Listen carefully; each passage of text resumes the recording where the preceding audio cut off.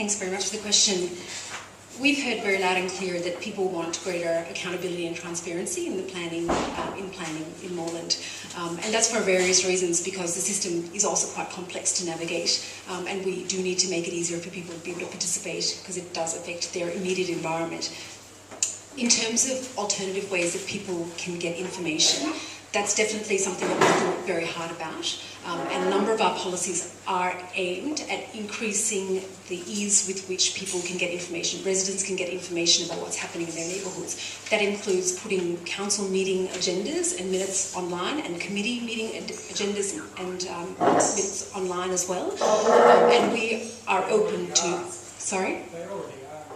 Well, we're talking about committee meetings as well, which isn't always the case. So that's about increasing transparency across council, not just council meetings. So we are open to, and I'm definitely supportive of any way that can make it easier for a resident to participate in these significant decisions that are affecting their lives.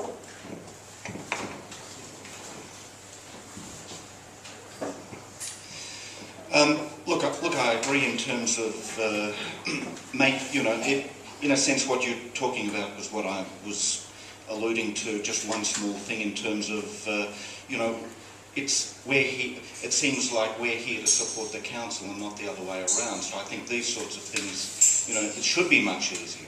The other thing I would like to say though, because it relates to really, one of the primary reasons why I decided to run, were things like, heritage overlays. I mean, there's that many overlays and things at the moment. And with these sorts of, decision-making processes, what it seems to me is that happens with planning in Moreland is that the planning department just hides behind these things rather than making informed decisions. And that really annoys me a lot. Can I just say to candidates to try and keep to the question that they're being asked? Yes. Thank you.